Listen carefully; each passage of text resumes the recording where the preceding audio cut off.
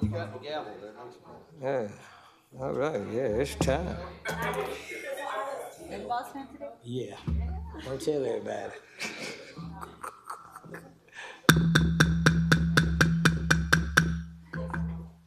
Okay. Good evening, ladies and gentlemen, and welcome to the monthly Augusta Historic Preservation Commission regular meeting. Today's date is November the 20th, 2025, and the start time I have is 5:32. Mr. Kennedy, and wait that, make sure we have a quorum. Can we do a roll call? Yes, sir. I'll do Thank you, that. sir. All right. Commissioner McBrayer. He's excused. Oh, okay. He's excused tonight. All right. He's sick. Okay. Commissioner Hobbs. Present. Okay. Commissioner Mattson. Okay. Commissioner Mattson should be on the way. I did talk with him earlier today. He should be coming. Okay. Commissioner Kelly is absent today, Mr. Chair, Mr. Vice Chair. Okay. And then Chair Barbie, he's absent as well tonight. Okay. Commissioner Heath. Here. Commissioner Hall. Present. Commissioner Young. Here. Commissioner Vick. Present. And Vice Chair Maben. Present. All right. 1, 2, let's see. 1, 2, 3, 4, 5, 6. I have 6 present and 4 absent, but we still have a quorum. But we should have Commissioner Mattson coming anytime. He should be on the way. Okay, great. We can handle the people's business for our historic districts. Okay, once again, my name is Leon Maben, and I'm vice chair, and I'll be serving as chair of this evening's meeting. And I welcome everyone here, and thank you so much for your time. Okay, I believe we have, in addition to the agenda, correct? And that is from Historic Augusta to Yes, sir. the presentation? Yes, sir, that's correct. But sir, I just want to ask, do we want to go ahead and proceed with item number 2, the approval of the review and approval of the minutes from last month? Yeah, let's add Historic Augusta to presentation, their presentation. Let's add it down to items for discussion. Okay. I have it as A. Let's make it A. Oh, I'm sorry, sir. Yeah. Okay? All right. Yes, sir. And since it's been called to order, quite naturally, as you stated, minutes from the last meeting, commissioners, after reading, I don't know, what, 17 pages of minutes, I did not find anything that needed to be corrected unless someone else here, any of the other commissioners found something that needed to be corrected. If not, I would entertain a motion for approval for minutes of the last meeting.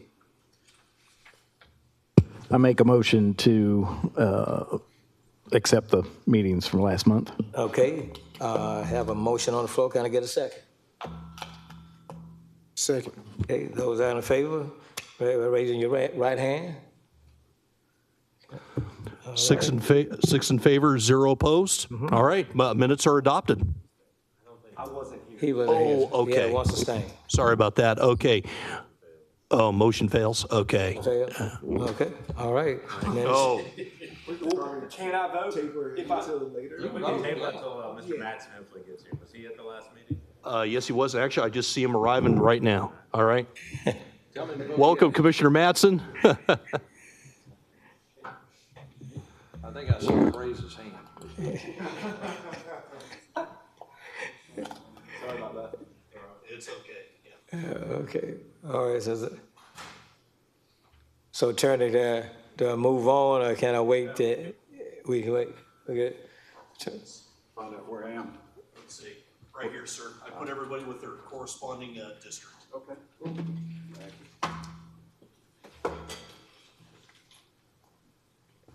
Mr. Mattson, we are waiting your vote on whether or not to approve the minutes from the last meeting. All right. Passes. All right, minutes approved from our last meeting. Okay, that Okay. is All now right. Okay. 5 in favor, one abstained. One the same. 6 in favor, one abstained. Yeah, you make Okay, 6. Okay. got it. All right, Todd, Yeah, yes, sir. minutes been approved. All Let's right. go on with the agenda. And I think that's A. Yes, now moving forward, that would be item 3, new business. And then sub-item A, introduction and discussion of a new zip line project in downtown Augusta. And so that's Destination Augusta by Jennifer. And let me go ahead and pull up the presentation for her.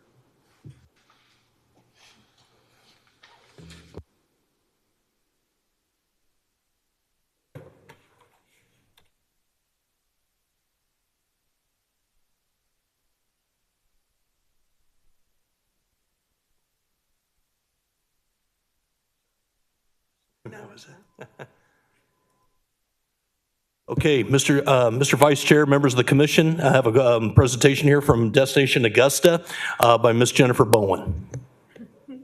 Thank you. Hello, good evening, members of the Historic Preservation Commission. I am Jennifer Bowen. I am the Chief Strategy Officer and Senior Vice President for Destination Augusta. And just in case you don't know who Destination Augusta is, we are the organization that contracts with the City of Augusta to promote and develop the city to attract visitors. And so because we are all about trying to develop our destination, we are here today to present to you an informational presentation on the Outdoor Urban Adventure Center. This is a project that actually is the City of Augusta's project. It is paid for by SPLOST funds, which were approved by voters, and we are the project manager. So I do have a number of city department heads and employees here with me who could also answer any questions as we go. So first, let me tell you a little bit about the Outdoor Urban Adventure Center, and then I will get into a little bit more specifics. But also, I understand that as we are applying through the Planning and Development Department's permitting process, that it does need to come before the Historic Preservation Commission as a courtesy review. So that is what we're here today, is to do a courtesy review of this upcoming project. So as I said, I'll give you a quick background on the project. We'll talk about the design, and then we'll answer any questions that you have. So let me first start that in 2017, Destination Augusta actually conducted a community-wide survey to produce what is known as Augusta's Tourism Product Development Plan, or Destination Blueprint. In Destination Blueprint, it recommends an outdoor urban adventure center, much like the one you see in the picture, which is in Oklahoma City called River Sport. And with that recommendation, the City of Augusta also adopted Destination Blueprint as its tourism product development plan. In 2020, the Chamber of Commerce, the Downtown Development Authority, and Destination Augusta all proposed that a zip line be included in the funds for SPLOST 8. Then in 2021, the Augusta voters passed that SPLOST 8 package and included $1.75 million to include zip lines in downtown. Moving forward, in 2023, Destination Augusta and the City of Augusta enter into a memo of understanding for Destination Augusta to lead the design, build, and identify an operator for the Outdoor Urban Adventure Center. So in 2024, these are the steps that we took. We first created an Outdoor Urban Adventure Center committee, and we have a number of those people with us today. At the time, Deputy Administrator Charles Jackson was in the role of interim Parks and Rec Director, but he continues to serve on the committee today. Also at the time was interim Central Services Director Ron Lampkin, who's now in Capital Projects role. We have our Destination Augusta CEO here with us. This is Finish Brown behind me. And then from our own board of directors, we had a Destination Augusta Development Committee Chair, who is Derek May. We sent out a request for qualifications for this project, sent it to 10 qualified firms. We got 8 responses. We then interviewed 4 of those providers and determined that the Forge was going to be the best candidate to design, build, and then operate this adventure center. To just really confirm our choice, we also traveled as a committee to the Forge Lamont, which is in Illinois, just outside of Chicago, and met with Jeremy Bacon, the CEO, and we also got to see their park in action. After that visit in July of 2024, the Forge was selected as the official contractor. So let me tell you just a tiny bit about the Forge as a company. Jeremy Bacon is the co-founder. He has 20 plus years of experience in outdoor recreation, finance, and operations, and he is our person on this project. The picture in the middle is a look at the over 300 acres of the Forge's premier park in Lamont, Illinois. And then you see a picture of me and Benish getting ready to zip line as we experience what it's like to have that kind of experience that we will have here in Augusta. Here are a few of our committee members. You see Benish Brown, me, Ron Lampkin, and Derek May, and also Margaret Woodard from the Downtown Development Authority was with us, but just didn't make it in the picture. But let me tell you about what we saw at the Forge in Lamont.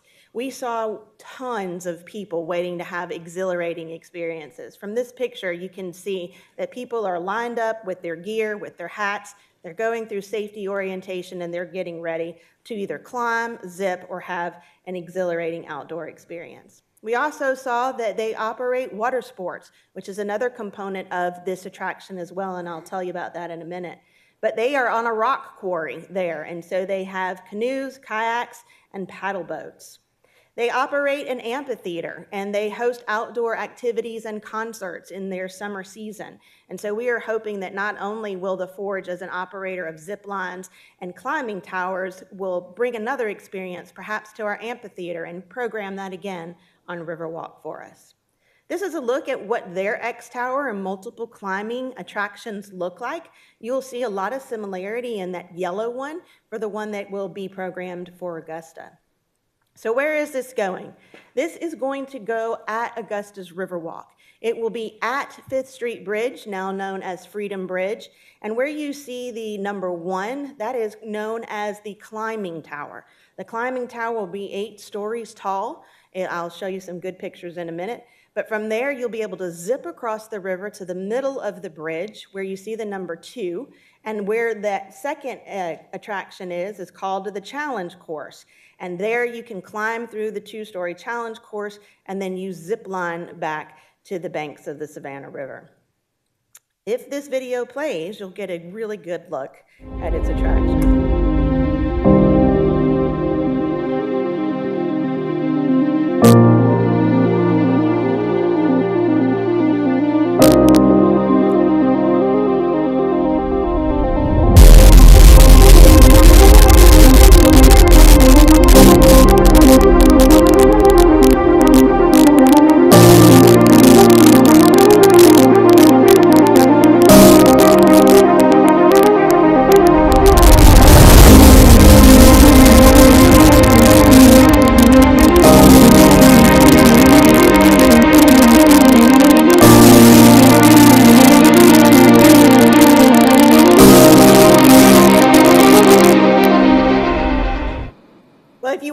Before you are now, right? Wow, that was booming. But it is also very, very exciting. And so I'll scroll through a few pictures and tell you about a few more of the amenities. But here you really get a better look of how this fits so nicely into our current Riverwalk.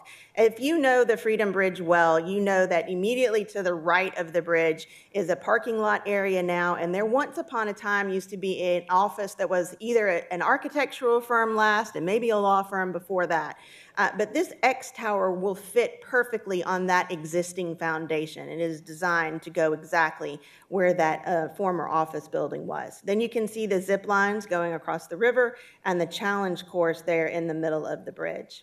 This is an existing photo of the bridge today. It shows the challenge course just superimposed in on the bridge so that you have an idea of how it fits just so nicely on the bridge. Really, there will not be any impact to the bridge at all. It will just sit down exactly as you see it. The only thing that might be impacted is you see the modern lights that have been added to make it a linear park. There may be one or two that do need to be actually removed in order to make way for the challenge course. But it is designed specifically to just sit down on the bridge, and then if it needs to be removed one day, which we hope it doesn't, then just like the lamps, the shade structures, the public art, or the children's activities there, it can be removed and the surface of the bridge can be repaired.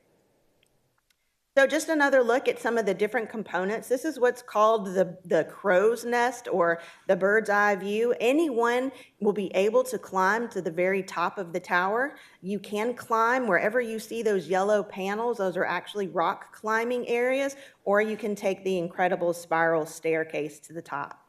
This will be illuminated. It will actually be illuminated in conjunction with the lights on the bridge, so they can function together as one and actually become a light show.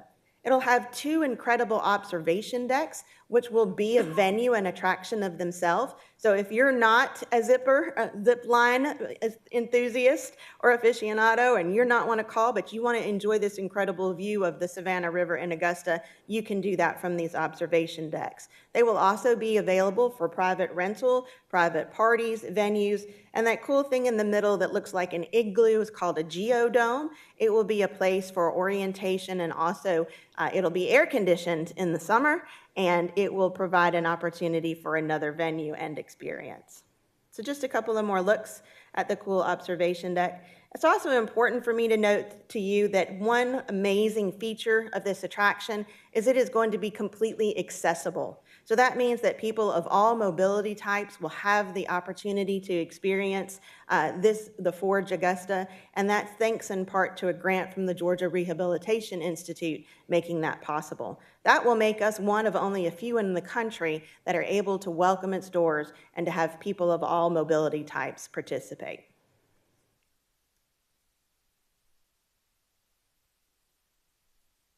In addition to the X Tower climbing and then the challenge course, there will also be donut boats available for rent at the Riverwalk Marina. We'll have 8 to 10 of these donut boats. They are motorized boats, and they can accommodate up to 8 to 10 people.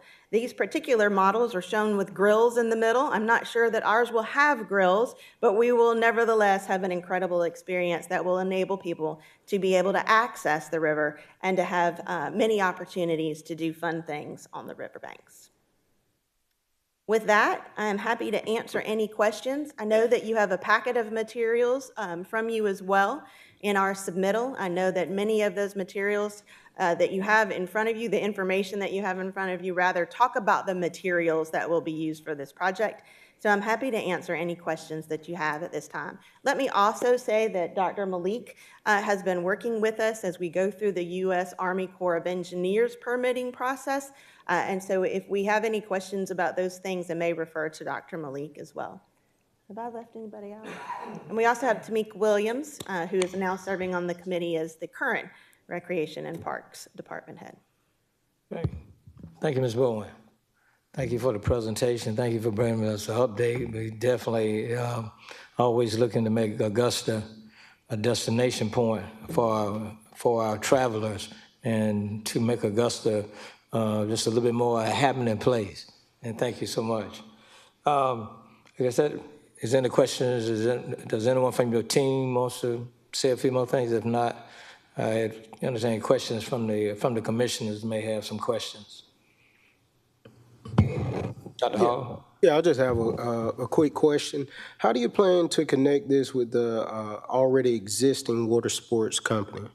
Yes, so we work very closely with Two Dudes in a Kayak. The owner, Greg LaBelle, is someone that we have regular conversations. We actually help promote his business. So when we are starting out with this attraction, we were very mindful that we want that kayak business to remain. So we think there are some partnerships available between current providers, current outdoor vendors, and the Forge Augusta. So we'll be making those connections.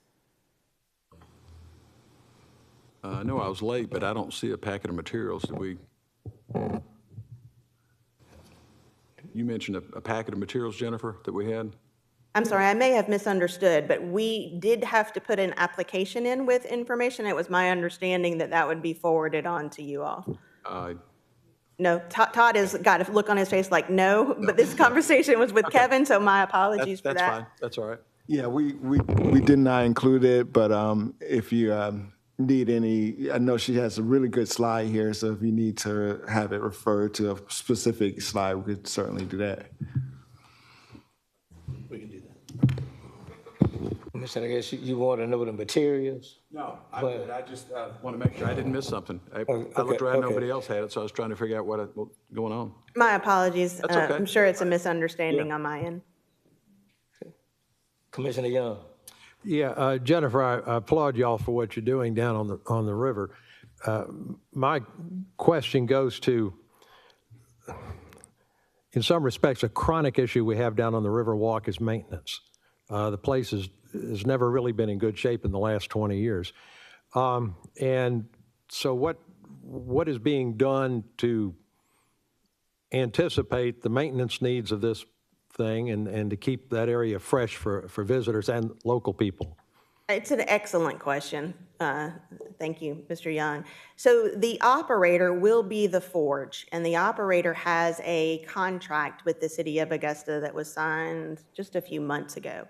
All maintenance of this attraction will be the responsibility of the Forge. You might also be asking me, will any enhancements be done to our current assets to prepare for the Forge? And that's a very good question. We, again, are working with Dr. Malik and certainly with Director Williams from Recreation and Parks, and we will be certainly asking for those kinds of enhancements as we get ready for construction. But ultimately, once it opens, maintenance will absolutely be the responsibility of the operator. And not just maintenance of the facility, but picking up the trash and those kinds of things too. Certainly, I believe that the Forge is going to become an extremely valuable partner for that entire area. And so I see them being really responsible for not just their footprint, but for footprints that, for the area that is around their footprint. And we know that they are very, very environmentally friendly and environmentally conscious. They actually, in their home park in Lamont, they have many, many grants, federal grants that they have received in order to enhance that area. And so I see that same kind of practice happening here in Augusta. Jennifer, since you opened up the door to historicness, so I know we appreciate you bringing this before us, but what do you need from this body since we're over historic preservation? Thank you. Thank you, Mr. Chair, Mr. Maben. I do have a need. I do have a need. So this is really a courtesy review, and its timing is actually impeccable. As I mentioned earlier, we are going through the United States Army Corps of Engineering permitting process. It is going extremely well. So that is really good news. Part of the Army Corps of Engineers process is to seek approval from the state of Georgia's Historic Preservation Department. The state Historic Preservation Department has actually written a letter that they believe, and I'm going to back up, that they believe that the challenge course on the bridge may impact the historical significance of the bridge. And they have given us an adverse effect answer through the permitting process. We are mitigating that through the Army Corps of Engineers. The State Historic Preservation Division has already approved all of the amenities on the linear park that you see today, such as the lighting and the shade structures and the public art and the children's activities and the painted graphics. And so we are saying that simply dropping this challenge course onto the bridge will not impact it any more than it already has. None of the railings will be impacted. And as I said earlier, the challenge course can be removed in the event we no longer have the attraction. So part of the mitigation process started last Friday, but the Corps of Engineers says that a letter from the local Historic Preservation Commission in either approval, endorsement, or acknowledgement would have some weight at the state level. So the request is to have you all please write a letter of endorsement, knowing that this attraction is going to revitalize Riverwalk. It is going to bring people to the bridge, and it is certainly going to become an attraction for visitors and locals to enjoy. It will not have any adverse effects on the historic significance of the bridge.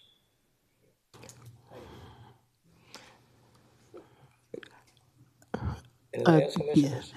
Yes, I do have a question, or a couple of questions. One, Okay.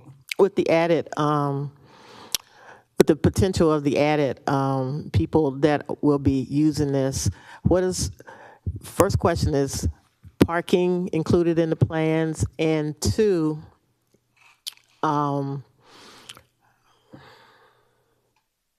just went out my brain. So I'll answer the parking question. Okay. So yes, there will be 2 designated areas for parking. As you turn right into the climbing tower, that parking lot area that we described, that will be a drop-off area and handicap accessible parking. Then immediately below that area, at Riverwalk Marina, there are 25 spots near the end of the marina that have been identified as rarely used, and those 25 spots will be designated for the Forge parking. We also have some verbal commitments from the Downtown Development Authority and the Economic Development Authority that the depot parking lot can continue to also be available for parking as long as that space is available. And then, of course, there's the opportunity to have on-street parking along 5th Street, and I believe Reynolds Street may have parking eventually as well, Broad Street. It will be a walkable attraction for sure. Okay, thank you. And the second question, I did think of it. Once the approval is made for this park to begin, about how long will it take from groundbreaking to opening? Good question and good answer. It is only a 6-month build. So as soon as we have the approvals from the Army Corps of Engineers and also from the City of Augusta's Planning and Development Department, we will be able to break ground, begin, and be ready to be open, if we get all of this before the year end, by May or June of next year. All right, thank you. Good. My question will be directed to Eric Montgomery. Eric, do you have anything to add or have any questions? I don't have any questions. I will say that it's not unusual to get an adverse effect because if it changes anything, that's really considered an adverse effect. Mayor Young knows about this because he served on the Advisory Council for Historic Preservation, which kind of is the top level of what oversees this. But you just have to go through the process. Thank you, yes. Yeah. But that's all I have to Okay. add. Attorney, I assume this is, since they need a letter from us, I guess we need to vote on this? Yes, we need a motion to authorize the chair to sign a letter in support of the project if that's what the body wishes to do. Okay. Make a motion, we write the letter. Can I have a point of privilege? I just want to make sure, Okay. about the question I asked earlier, that the current water sports are included with this as well. I mean, that they're not excluded, rather.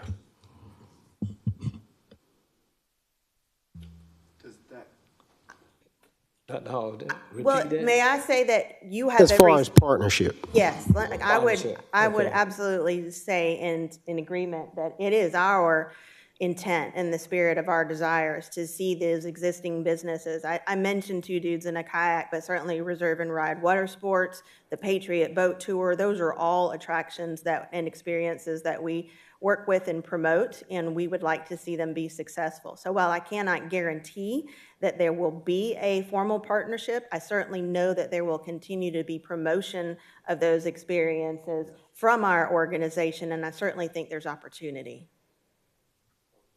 Commissioner Young? Jennifer, for clarification, this apparatus you're putting on the bridge, it will not impede pedestrian traffic using the totality of that bridge, will it? You are right, and a good point for me to also make is that the bridge will remain open to the public. Nothing will change at all about the accessibility to the bridge as an attraction. And a worthy point is that you will not be able to access this climbing section from the bridge. The only way that you will be able to participate in this particular activity is if you zip line over to it, climb through it, and then zip line back to the Augusta side of the river. So yes, very good point. I had a motion on the floor to write the letter. Did I get a second? Did I hear a second? I'll second the motion. Okay, it's been properly second for the letter. Those that are in favor, show by raising your right hand. I have a motion by Commissioner Mattson, second by Commissioner Vick. 7 opposed, or 7 in favor, 0 opposed, excuse me. Motion carries. Thank you very much, Commissioners. We appreciate your time. Before you leave the podium, Ms. Attorney, does this letter comes from, do you adopt this letter for HPC? Does it Mr. Vessa and his team? We'll work with, That'd be good. We'd be happy to we'll work with them to get that letter drafted. make some suggestions. Okay. All right. Thank you. Okay. Thank you so much, Destination Augusta. Thank you very much. We Okay. Thank you, appreciate Mr. Jackson. Thank you all for coming in. Thank you so much for this. Hopefully, it's going to be a main attraction for Augusta. All right. Okay. All right. Mr. Kennedy. Give me a second here, Mr. Vice Chair.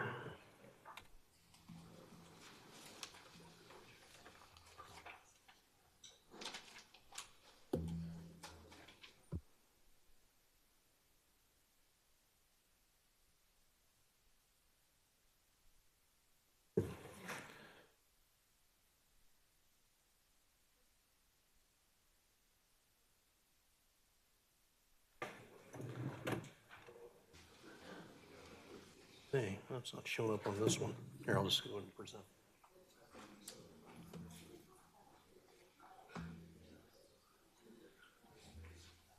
Okay, Mr. Chair, if I may, you want me to go ahead and proceed with the, because we're moving ahead in the new business, now we're going to certificates of appropriateness. Okay, let's move it. All right, yes, sir.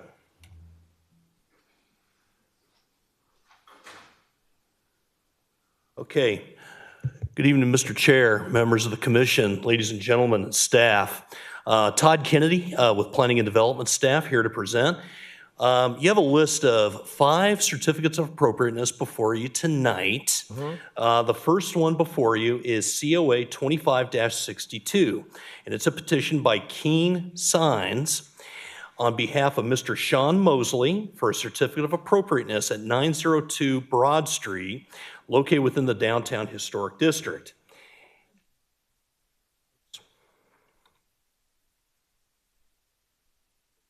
Okay, here's our subject property right here in downtown. It's the name of the business is called Emil's. Okay, the petitioner is requesting approval for a commercial signage advertising a new business, Emil's, located on the subject property. The signage would consist of vintage style and have dimensions of 9 feet by 1.5 feet for a total size to be 13.5 square feet. The design would consist of marquee light bulbs being exposed and have aluminum channel letters. The 0.19 acre property is situated on the southwest corner of Broad Street and James Brown Boulevard. Features a 16,752 square foot mixed use building, originally built per property records right around 1940. The property is zone B2, general business. There are no zoning issues presented by this petition. No recent petitions have been brought to the HPC regarding this property. This property is located along Broad Street in the 900 block within the Downtown Historic District. Commercial storefronts and offices dominate the area, and the block features locations such as the Board of Education, Laziz's, as well as other dining locations. The Augusta Commons is located nearby as well.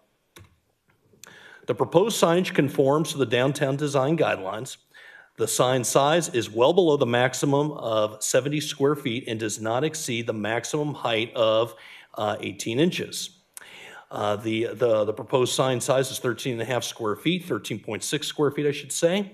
Guidelines also state that window signs should obscure no more than 20% of the window glass.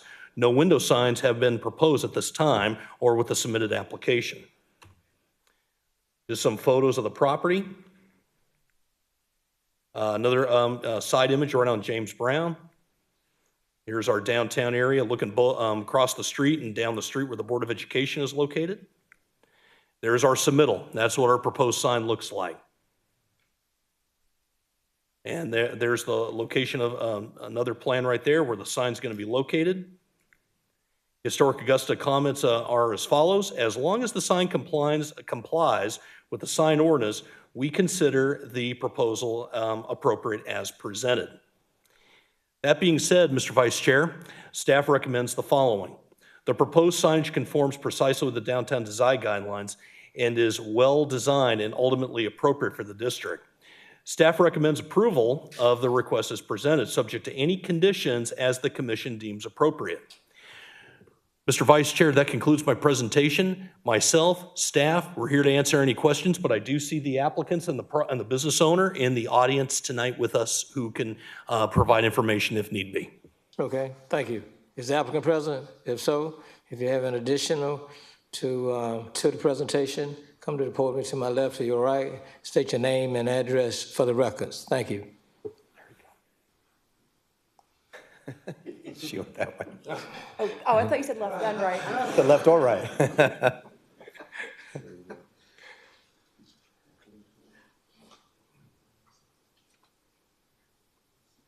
Elizabeth Agostino with Keen Signs and Graphics, 1467 Broad Street, Augusta, Georgia. Okay. Do you have anything to add to the presentation, to the signs? I do not, unless you have any questions for me regarding manufacturing and installation. Okay. So this will be made out of aluminum. We'll have the color match of the frame to match the building. With that overhang will be black. The exterior part of the letters will also be black, with the interior having that vintage marquee LEDs. And everything else you can see in the drawing. So if you have any further questions. Okay. All right. Thank you for your input. Thank you.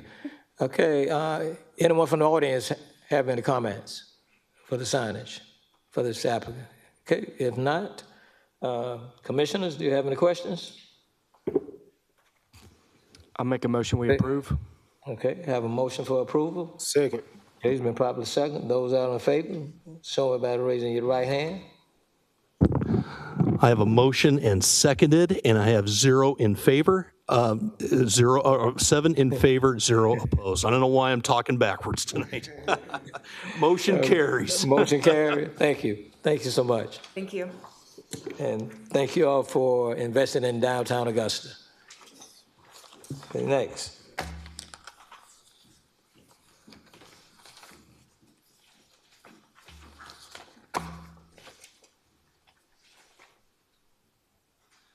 Okay, Mr. Vice Chair, members of the commission, this next case before you is actually a recommendation to postpone. I just want to state that for the record before we go too far.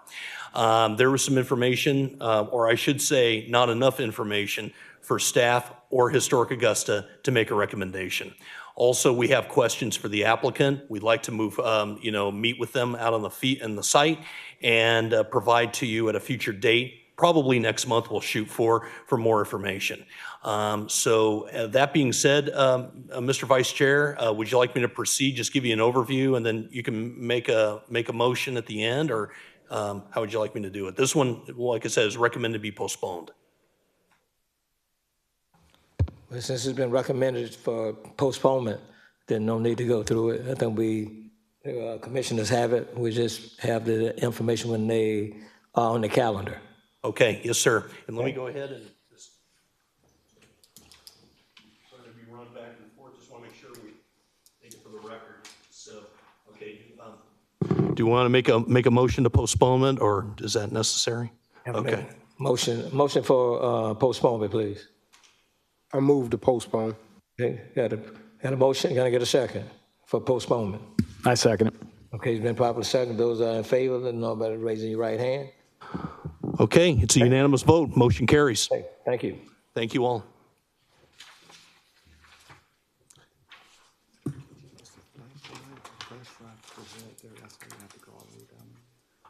Yeah, for some reason it's not showing up on this computer. Yeah. Okay.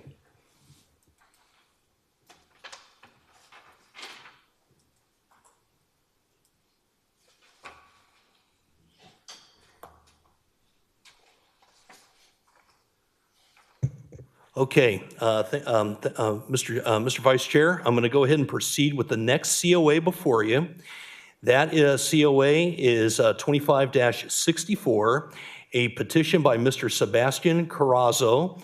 Did I pronounce your name correctly? Okay, great. Just want to make sure I said that correctly. On behalf of Mr. John Gajongo, for a certificate of appropriateness at 344 Telfair Street, located within the Old Town Historic District. And this request is to replace an existing metal roof with a new roof made of shingles on an existing residence. Mr. Vice Chair, I do have an update, but I'll be getting to that later in the presentation. Okay. Okay, here's our subject property. It's a small house. I believe it is Queen Anne architecture, if I'm not mistaken, based on the design. Okay, staff findings are as follows. The petitioner is requesting approval to install a new roof onto an existing house. The existing roofing material is metal, and it appears to be an existing metal roof material for many years based on observing the current condition of the roof. The proposed roofing material is architectural shingles. This new roof material is already present in the surrounding neighborhood, with several residents having architectural shingles as their roofing material. 0.14 acre property, that's its size, is situated along the south side of Telfair Street between 3rd Street and 4th Street. It features a 1,947 square foot home dating per property records to 1896. The property is zone P1, professional/office. There are no zoning issues presented with this petition.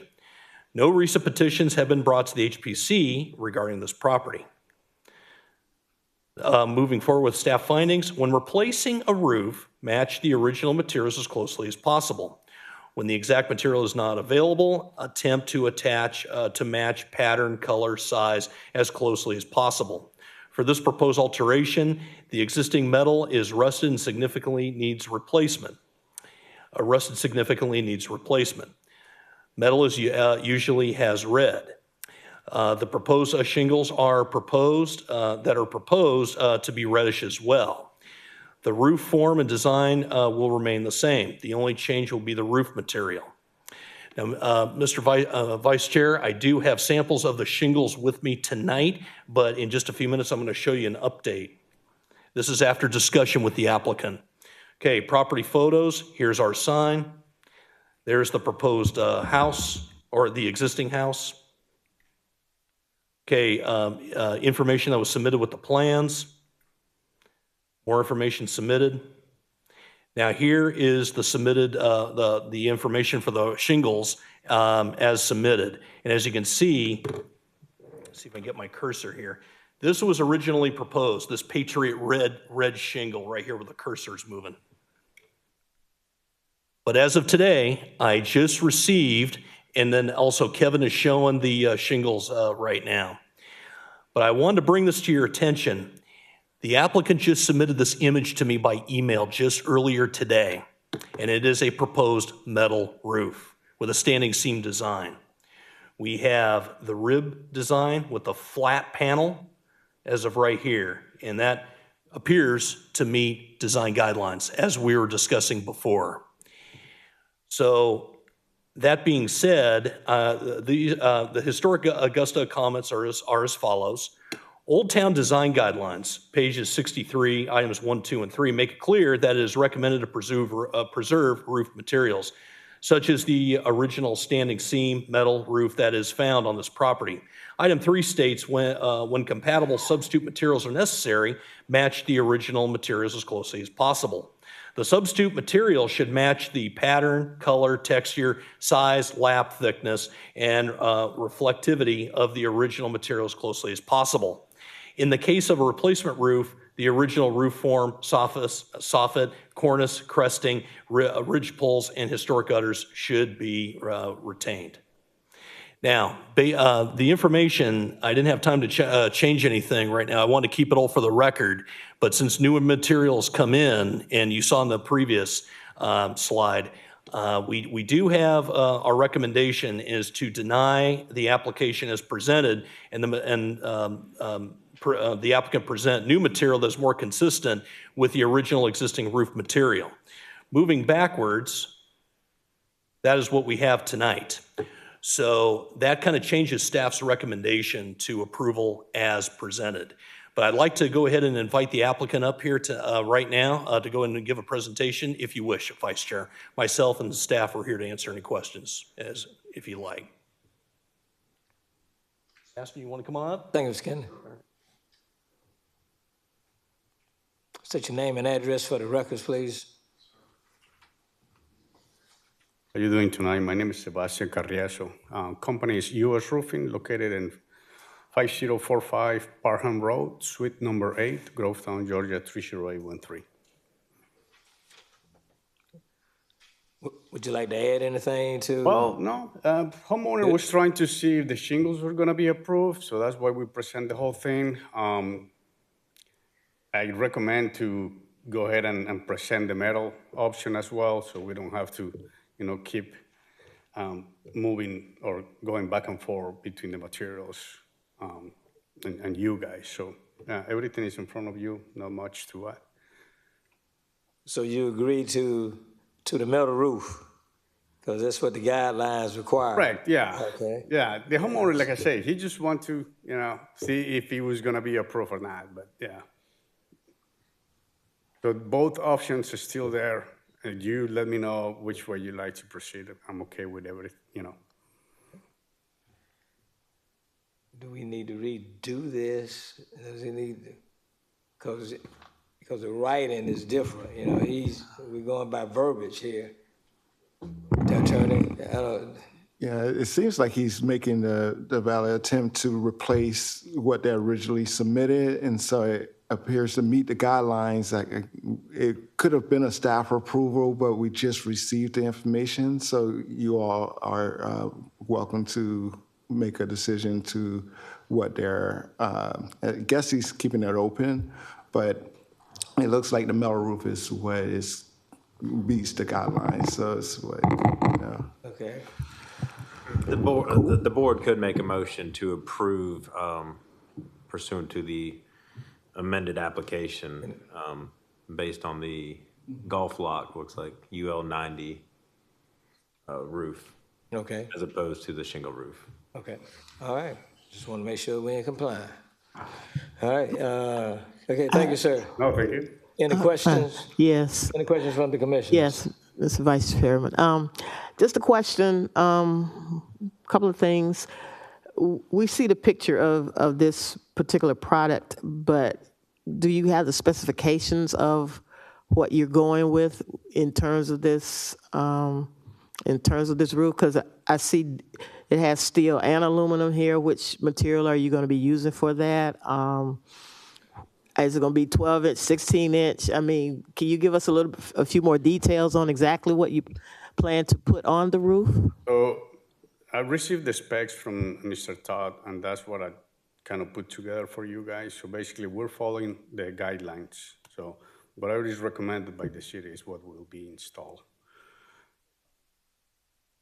Yeah, so which is the 16-inch with, and it's the 1-inch overlap and between the metals, but yeah.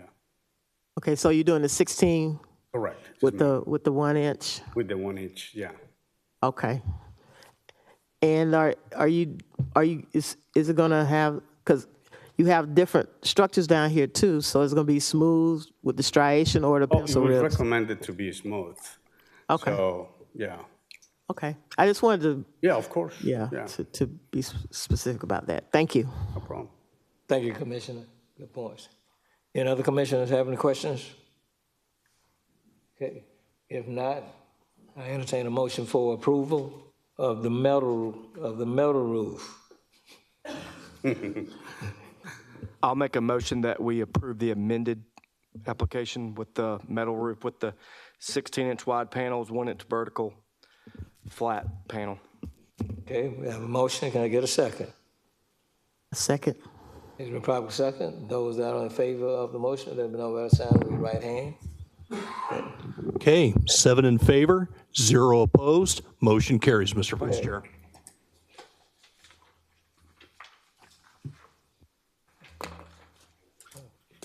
Thank you, sir.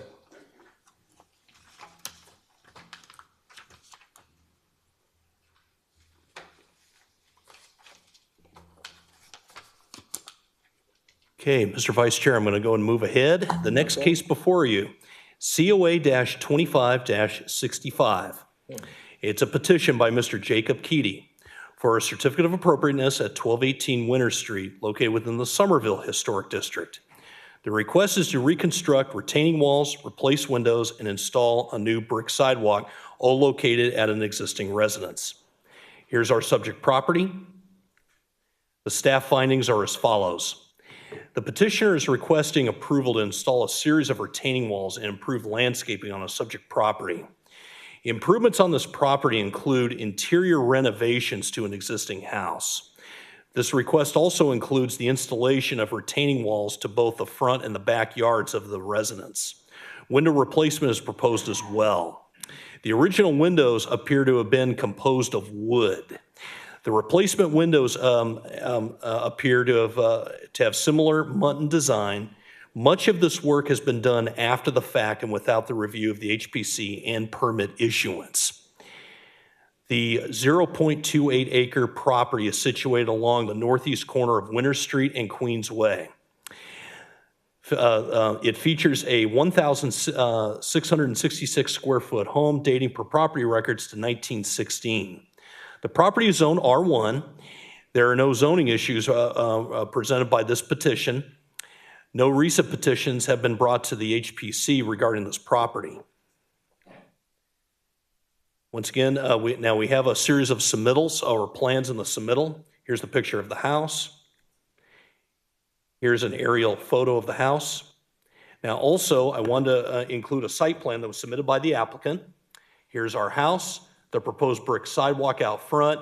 We have a proposed retaining wall here, another retaining wall over here on the side, and then over here in the back and then around the back. So we have 1, 2, 3, and 4 areas of retaining walls and landscaping.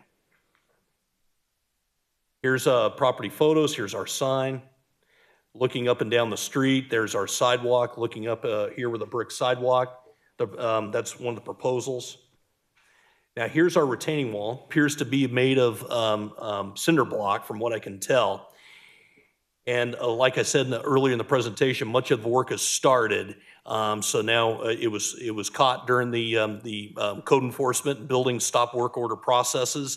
We've been meeting with the applicant, but nothing can proceed until after it clears the planning HPC process. Okay, took a picture from the backyard, kind of looking in, like down the way. This is along Queens Way, looking back towards the back of the house. Some of the retaining wall work has already been done. Here's the property near the front, along the side. Now, this is a concept drawing or an image submitted by the applicant showing what the finished product is going to look like. Here we have another one, appears to be right there along the side yard. Okay, Historic Augusta comments are as follows. The application seeks post-construction approval for replacing windows and installing new hardscape in the front yard. No window specs are given, and no information about the original windows that were replaced. It is unclear if roofing is included in this project or if it has already been completed.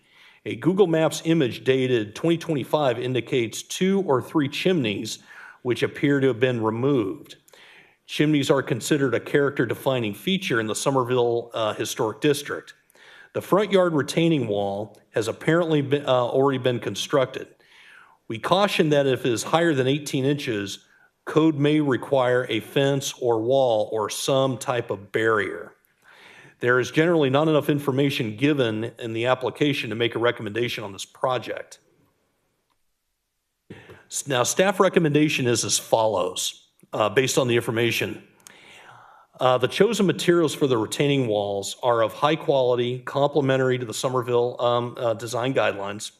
Staff therefore recommends approval of the wall and fence. Staff recommends denial of the new windows as installed. The applicant will need to submit evidence that it was necessary to replace the original windows. The composition of new windows will need to match the original windows.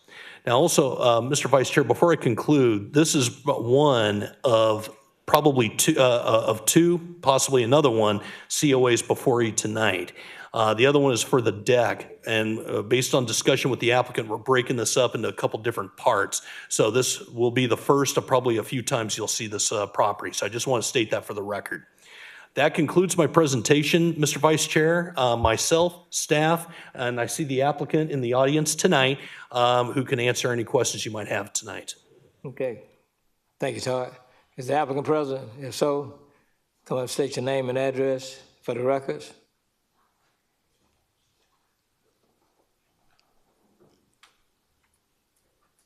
Hello, my name is Jacob Cady. Address? 1218 Winter Street. Okay. You have anything to add, Jacob? Yes, sir, I actually have some stuff to hand out to you if that's okay. Go ahead.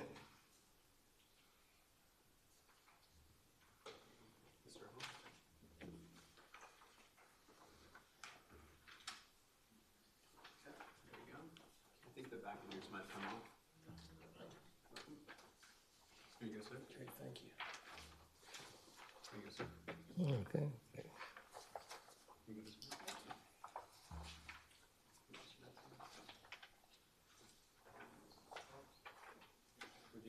Yeah, make sure planning it. Yeah.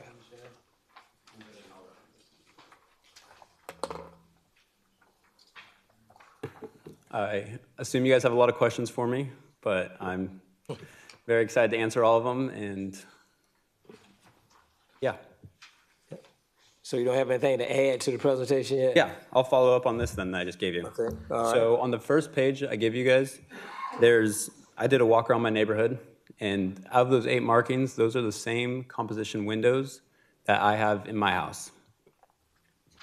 On the very next page, I listed 3 of those houses, numbers 3, 4, and 5. As you can see, the windows are of the same composition. The only difference is mine has the buttons on them, and these ones do not. So it's very clearly not wood windows as you guys have requested tonight. On the next page, it's in reference to my wall. There are 3 houses that have the same type of wall as I do. After that is a email example and evidence of me getting hold of 811 to make sure we were citing all of the utilities that were in the ground. This is in reference to an email I believe you guys got from a Miss Stephanie Reed. Sorry, is it too loud? No, oh, yeah, I'd love that.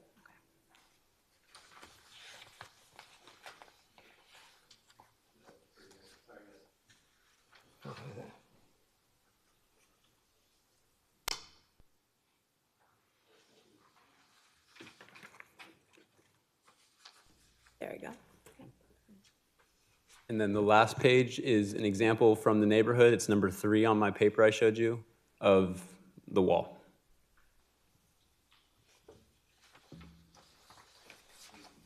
For the audience, I'll just go through it again with you guys.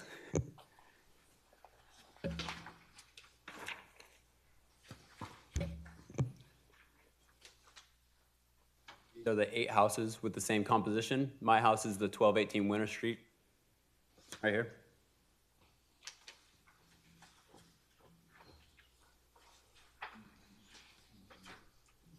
These are, thank you.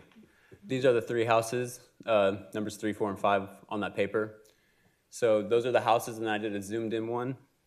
It can be clearly seen that there are no muttons in these windows.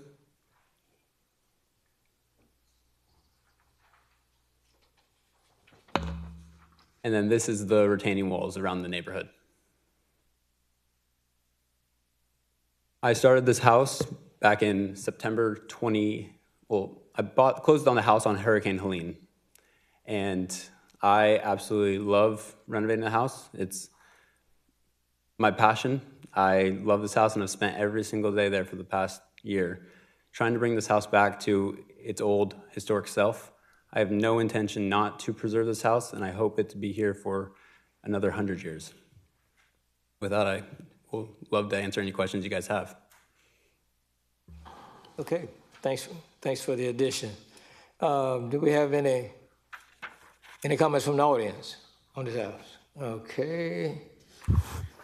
Let's start with you, madam. Come to the podium, state your name and address.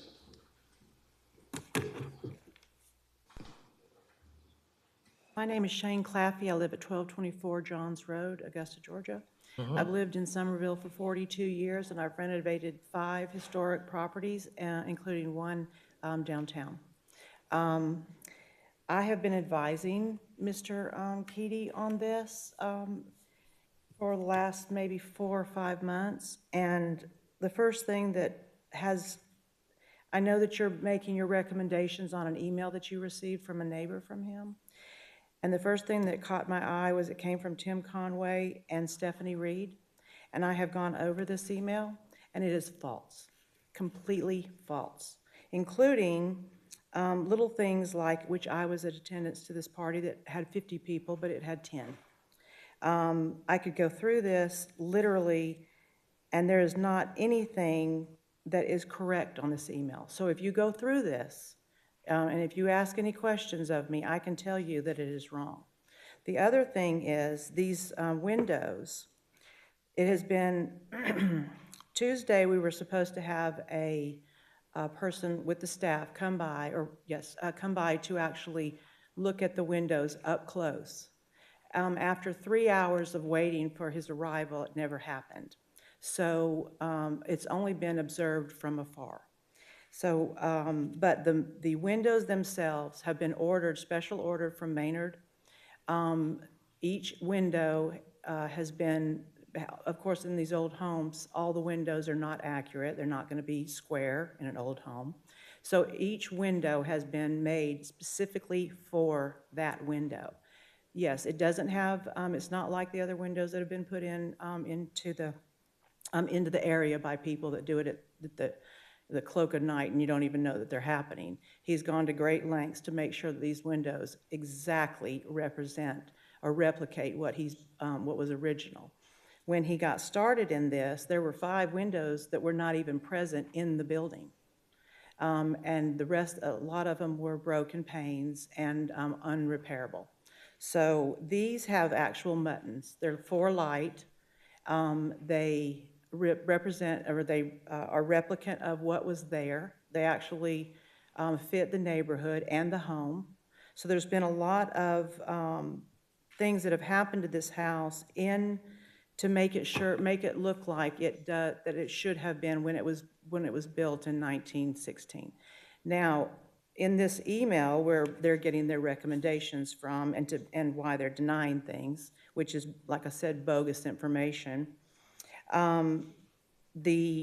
Before he bought this house, there has been so many renovations on this home that you cannot go back in and put it as a historic building again, unless it was gutted and then everything. You don't even know what it was because it has literally been mutilated over the years by different owners.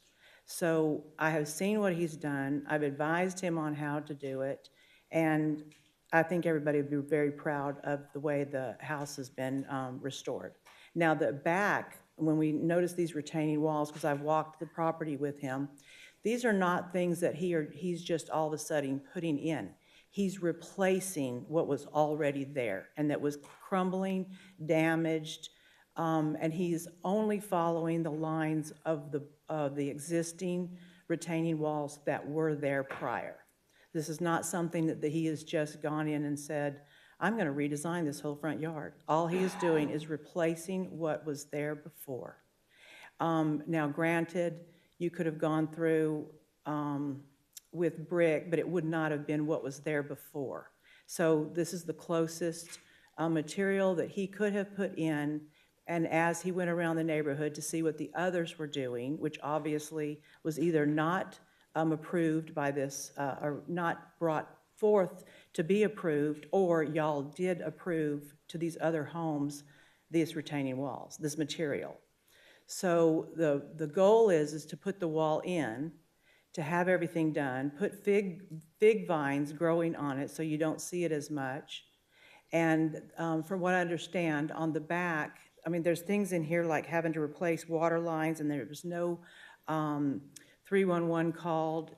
Yes, that is also bogus. They were called, and then it says no companies. In here it says that he's been doing all of this work with no name brand companies. Another false. That is false also. There has been, these are actually contracted companies that have come in here and done this work for him. So as a homeowner, like I said, and I do know what I'm doing when it comes to reconstructing old homes, because I've done it not just once or twice, but 4 or 5 times over the 42 years. He's done a very good job in maintaining the integrity of the neighborhood. And if you have any questions, I'd be happy to. And this is his first time, but he's doing a fabulous job. Thank you, Ms. McCaffrey. I think you have one question there. Okay. Yeah, I'm really taken aback by your presentation. You talk about the experience you have in doing this, and you've been counseling him and guiding him and advising him.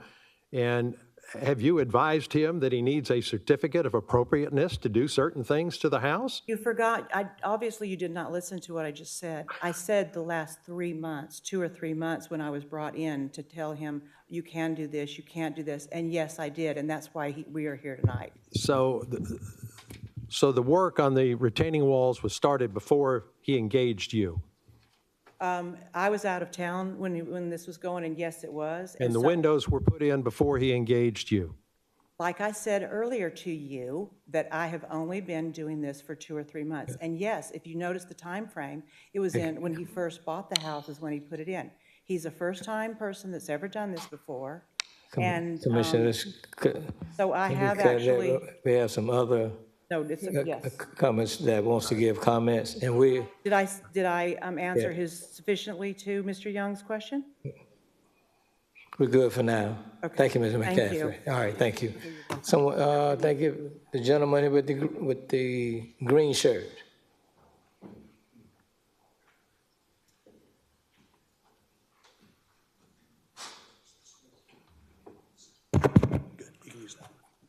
Hi, my name is Bellinger Moody. I live at 2230 Kingsway. Back of my driveway is adjacent to the front of his house.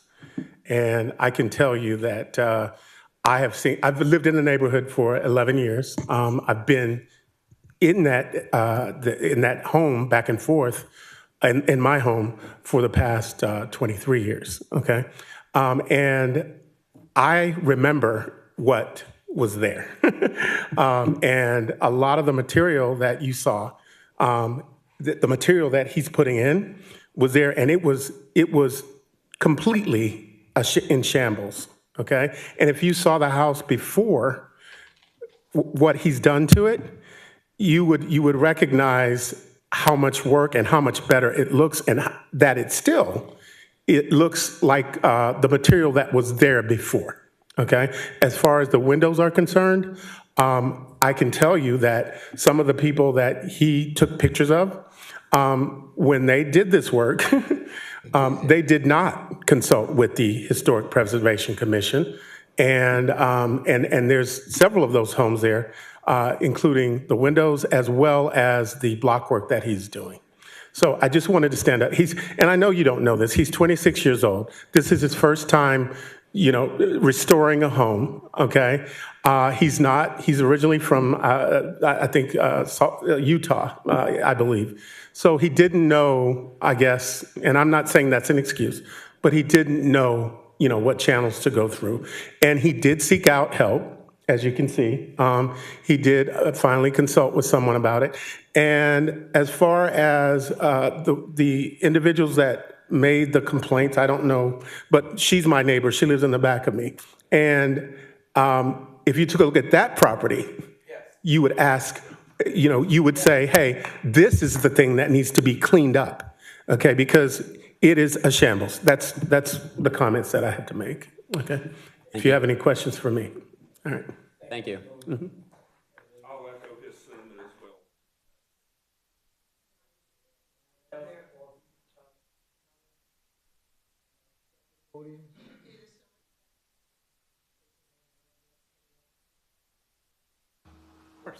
Good evening, everyone. My name's David Watts. I'm the owner of 1211 Millage Road. My house backs up to his house.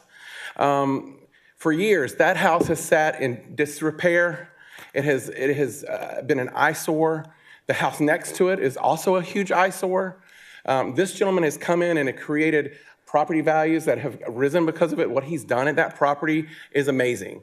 The integrity of that property looks just like other homes in the vicinity in Somerville. He's a good guy. He's doing things. He may not have done things the timeline or gotten the motion that he needed from you guys, but what he has done is positive. And it's unfortunate that the people that put in these false claims are not here tonight. So we could hear their point of view. Because I was also witness to the party, supposedly, that he had. Was there 10 people there? I can sit in my backyard, I can see his home right there. So I'm just here to support him. I think what he's doing is improving our community. So, thank you. All right, thank you, David. All right. Any questions from anyone? No, not at this time. Thank you. Okay, all right. Okay, yes, sir. Eddie Redu, I live at 1221 Winter Street, diagonally from Jacob. The work that he's done is beautiful. The prior owners, I got to know them relatively well. They were an elderly couple. They did not take very good care of the property. They were good as gold, but they did not take very good care of it. It was dilapidated, the work that he's done on his own and with the contractors and with name brand people, not no-name contractors, as stated. It's amazing. The wall in question now, I don't even know if you could call it a wall because half of it wasn't even there. So I appreciate the work that you've done. It's been a pleasure to get to know you, and I support you as best I can. Thank you. Thank you, Mr. Eddie, correct? Yes. Okay, thank you. Okay, anyone else from the audience? Not, we'll move on. Okay. I've been living next to that house since 1980. Name and address for the records. William Quinn, 1216 Winter Street.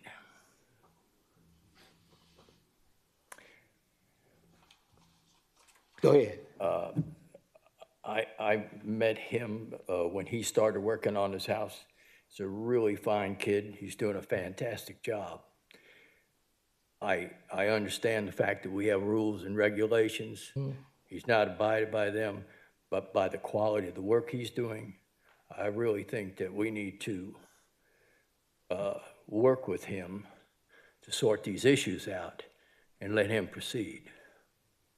I think that's the best solution for this situation. Thank you, Mr. Quinn. Name and address for the records. My name is David Harris. I live at 2410 Cumming Road. I just met Jake here.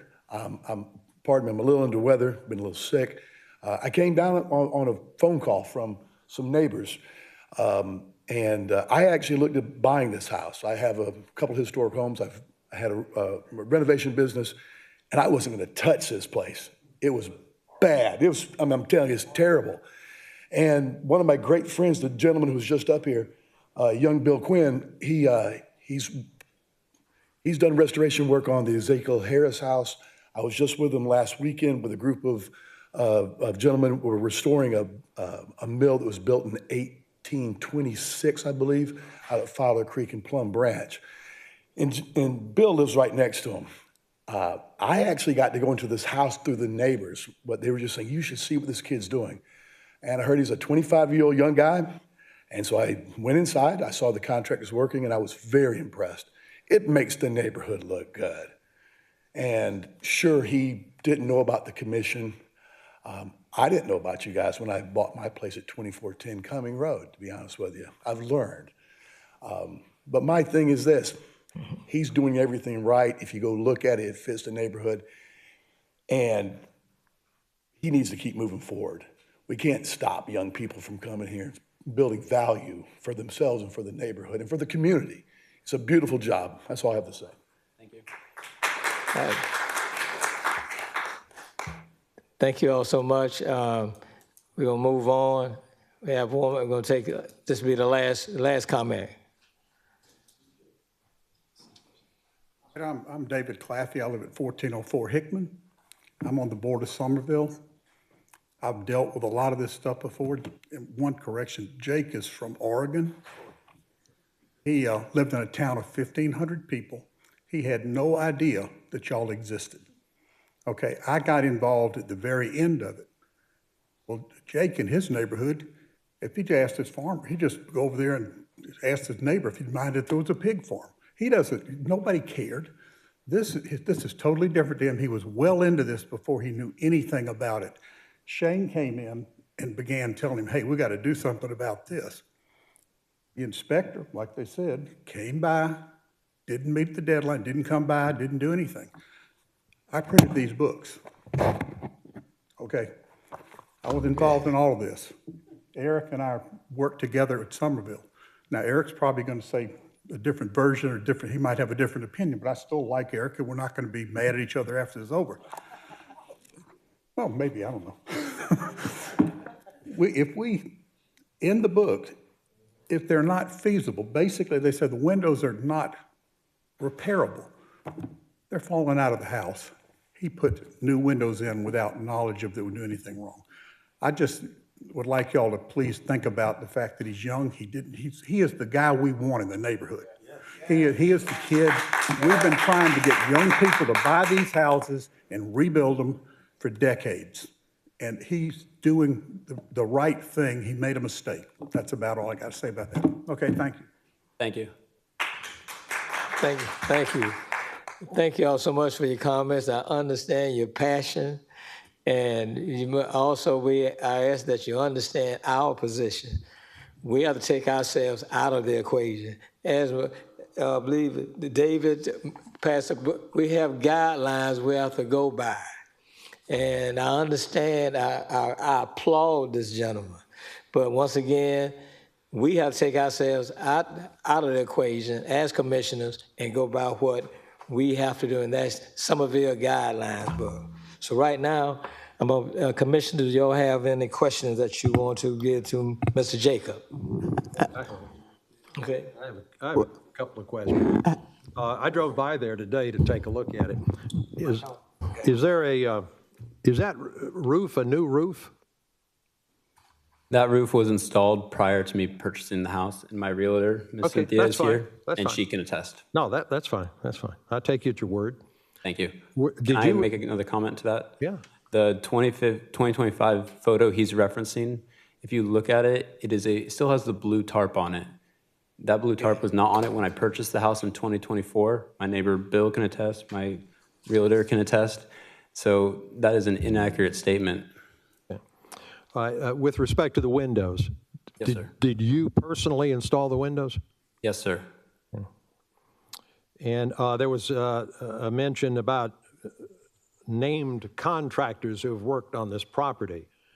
And none of those contractors pulled a permit or were aware of a certificate of appropriateness that would be needed, or? So the no-name contractors is an absolutely bogus statement. No, that's what I'm saying. Yes, You sir. said you used, she said you used contractors, reputable contractors, and they didn't know to come and pull a permit or get a COA or anything like that? The contractors I used was an HVAC company named 3G, and then the electrical company I used was Wilson Electric, who's also doing multiple projects in the Somerville area and came highly recommended. So they're not no name. And then for the landscaping, I'm using Property Solutions, a really great kid, and his company is growing quickly in the Augusta area. Okay. Well, that's all I had. Okay. Any other questions? Yes. Go ahead, Myra. I have several questions. Okay. Back when you first purchased the house, did your real estate agent let you know that you were purchasing a house in a historic district? Yes, ma'am. Okay, and so you were aware that there are specific guidelines regarding properties in this neighborhood, correct? No, ma'am. Oh, so you knew you were buying in a historic district, but you did not realize that there were guidelines to be followed in terms of the It property? was just a title. I've lived in multiple cities where they have a historic district, and I just thought it was kind of a niche name for a certain area. Okay, so they didn't give you a copy of the guidelines when you did the purchase of the house? No, ma'am, and I've actually asked several times. When I first came down to the meeting, I asked if I can have a copy, and I still have never been given a hard copy. And if any of you guys have a book spare, I would love to take one. Okay. The second thing I would like to ask, and I'm going back to piggyback on our other commissioner, were you not aware that to do any kind of major work on your house, you have to have a permit from the city to complete the work? Yes, ma'am, I do, and I did pull permits. I actually had all my finals done, except I failed my final home one because I didn't have a dryer vent sticker that said how long the dryer vent was to go out the house. So I failed it, and I haven't been able to finish my permits because they told me to hold steady until this is complete. Wait, that doesn't make sense. I'm sorry. You pull the permit, you do the work. I'm sorry. No, you got, I'm sorry. Oh, okay, because I thought you pulled the permit, you did the work, then you have somebody to inspect to make sure the work was done according to what was done. So I'm confused about why the work was stopped. If you had pulled the permit and you had done it, and was it that the inspector came by and said that this wasn't according to code, or what happened with that? So I went through all the permitting. At the very beginning, when I got alerted to, I submitted my first permit in December of, I want to say December 22nd. I worked with David down at the code office, and we worked with him, submitted it. After 8 days, I just assumed that that's what you do. I hadn't heard from anything, and then I started to work. I got immediately found by Mr. James Robinson. He stopped me, and that day I went back down. I asked Mr. David what happened. He said they lost my permit. So I submitted another one, and 4 days later I had one. And that's what started this whole thing. I've gone through every step I needed to. I've had all my final inspections done, except even my final home inspection. But my final home inspection was failed because I was missing I also missed a handrail on my deck. So that would need to be done before final completion, and they can sign off on it. Your building permit was for plumbing and for a water closet, correct? And limited to only that scope of work? Building and water, building and plumbing. Not correct. for the windows or any structural changes to the walls throughout the home and the deck that you have on the outside? I was unaware of the windows. The deck was, already a deck on the house, and we can talk about that next month. And then the building permit was, I thought, in reference to the walls, and I told him what I was doing in regards to the walls, which was putting up 1.5 walls, make a laundry room. Okay, I love the fact that you are renovating the property and making it better for the neighborhood. But however, like our Vice Chairman said, we are held to the rules of Somerville, and Somerville has some of the strictest rules of all the historic districts. And if we continue to have people come and say, I didn't know, I wasn't aware, let it slide this time, then it just keeps sliding, because we already have enough people that we can look around the city that they do their own stuff and don't bother to abide by the rules, which means you shouldn't buy a house in a historic district if you don't want to do that. I'm not trying to be the bad guy here, but I'm just filtering through all what I've heard. And bottom line is that you've had the work done. You didn't follow the guidelines of the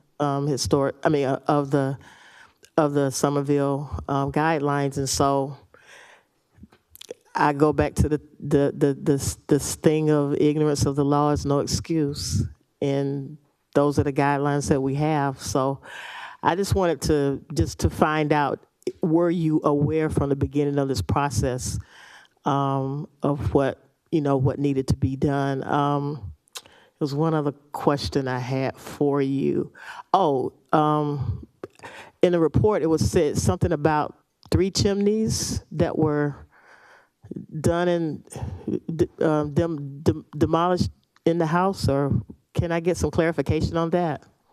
Yeah, the whole roof was redone prior to me purchasing the house. There was no chimneys. I mean, And can I speak to the email? No, I'm just saying, I remember in staff's report that it mentioned something about chimneys being demolished, and the chimney is just not on top, it usually extends into the actual house itself, so I'm just getting clarification on that. Yeah, I think the previous owner must have been cheap. There was a fireplace, but it did not extend through the ceiling.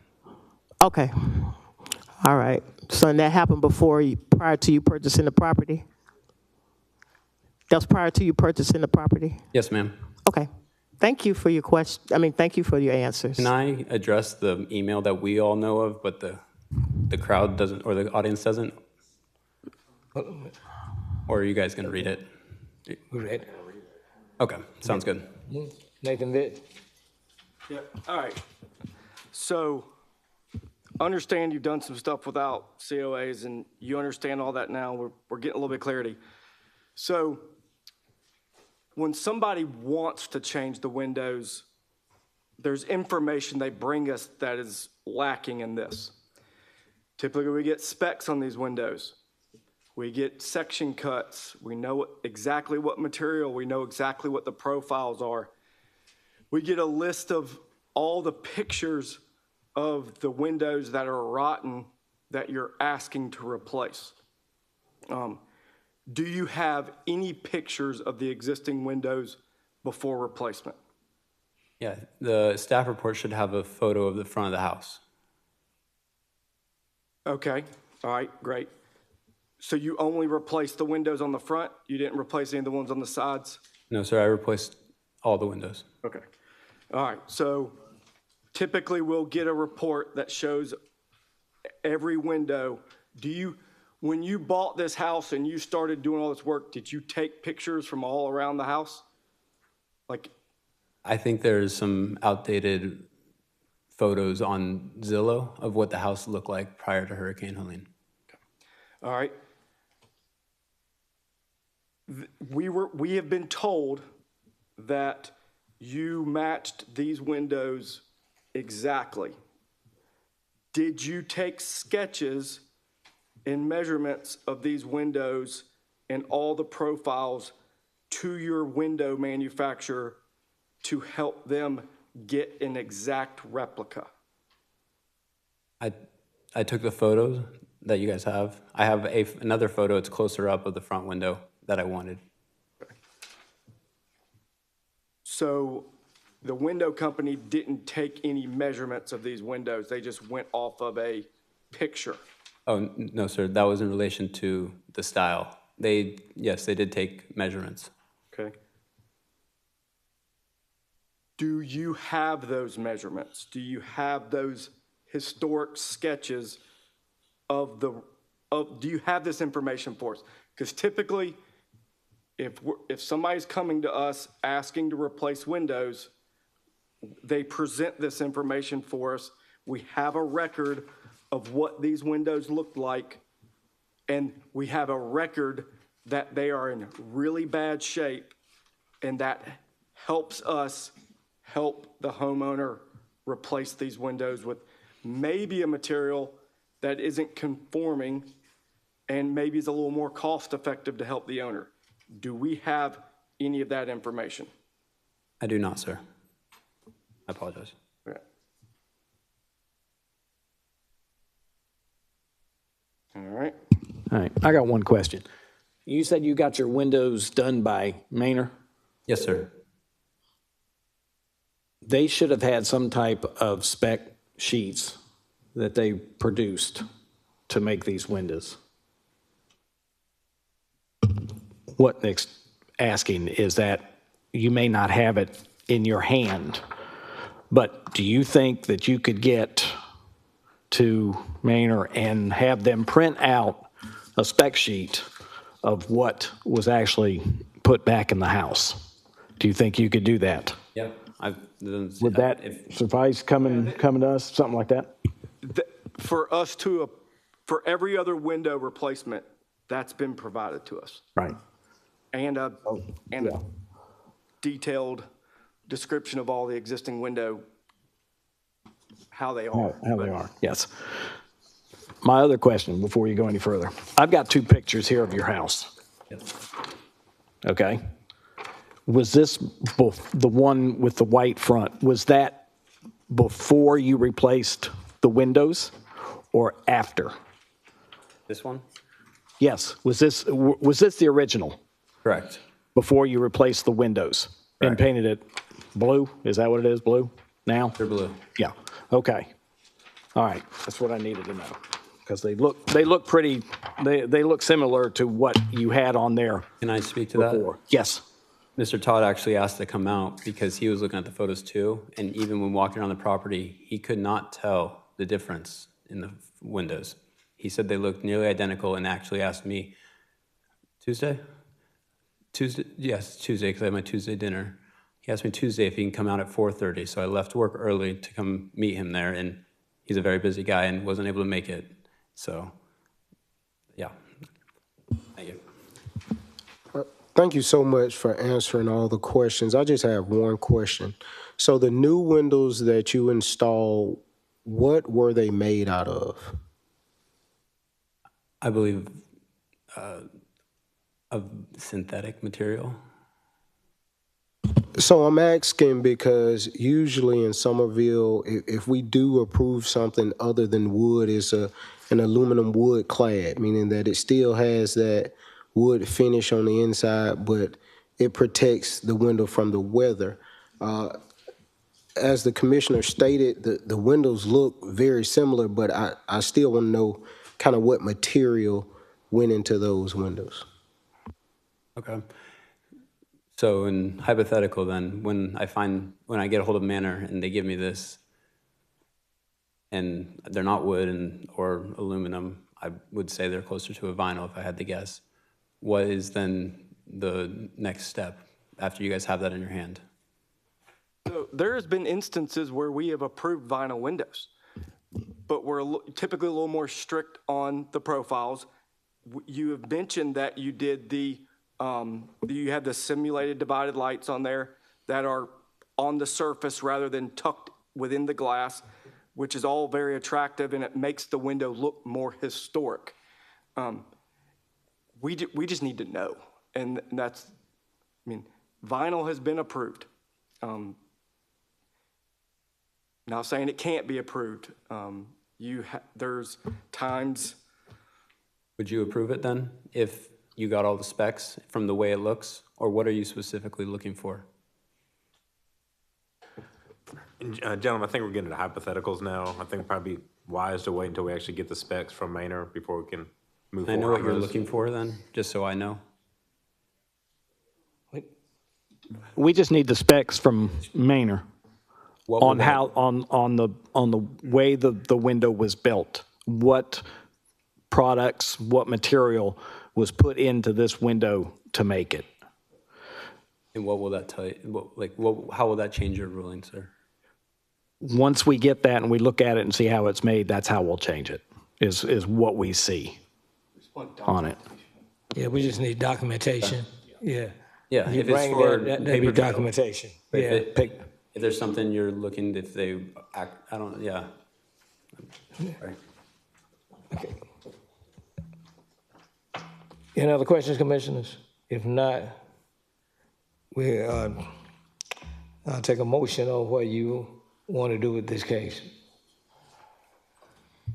Mr. Chairman, if I may, I'd like to offer a suggestion. Since we have 2 issues in the staff recommendation, one is the windows and the other is retaining walls. Right. There doesn't seem to be any dispute here about retaining walls tonight. We could go ahead and approve a COA for the retaining walls and then defer action on the windows to the next meeting. Does that make sense? Very comfortable with that. I tell you, if you drive by it, the place looks like a construction site. And I'm sure the neighbors are getting tired of looking at stuff stacked up in the yard and the dirt all dug up, so. But,